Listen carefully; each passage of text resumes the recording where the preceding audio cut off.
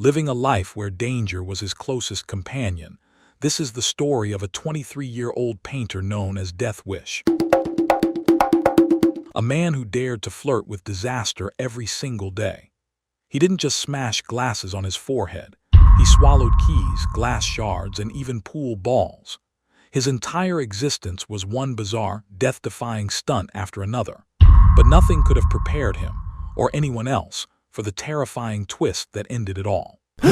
For years, Death Wish was the guy everyone talked about at the bar. Oh yeah. The man who, with a grin on his face, would swallow a pool ball, regurgitate it, and leave his friends in stunned silence. It wasn't just a party trick, it was his thing.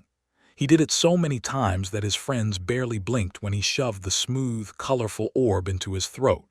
They laughed, they cheered, and they passed him another round of drinks. What could possibly go wrong? Everything! On that fateful evening, after a night of excessive booze and lager, Death Wish did what he had done countless times before. He placed a cue ball in his mouth. A seemingly harmless act. After all, he had swallowed pool balls without incident, his friends thought. No big deal, right? But this time, Something went horribly wrong. his friends watched in horror as his face contorted with panic.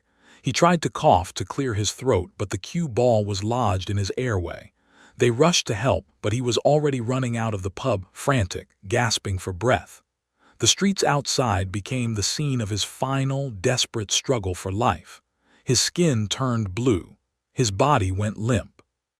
And before anyone could reach him, Death Wish, the man who taunted fate at every turn, could not even take his last breath because of the ball stuck in his throat.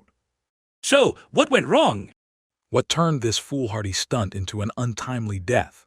The answer lies in a detail so small, yet so vital it cost him his life. You see, the cue ball, a seemingly harmless piece of billiard equipment, is smaller than a regular pool ball.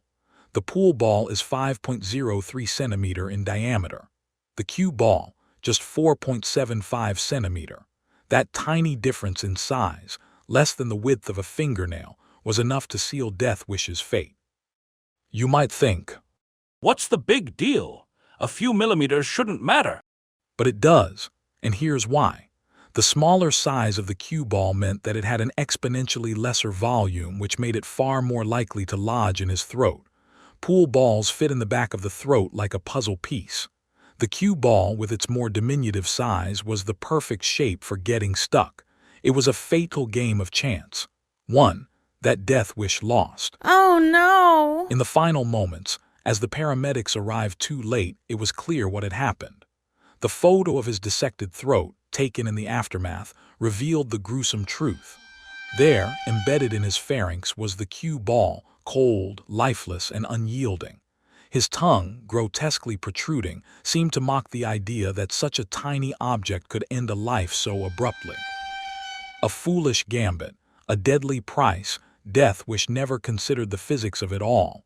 He was too busy proving he wasn't a fool. But it was precisely that reckless disregard for common sense.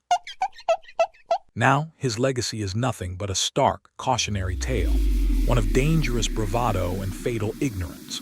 Could this death have been avoided?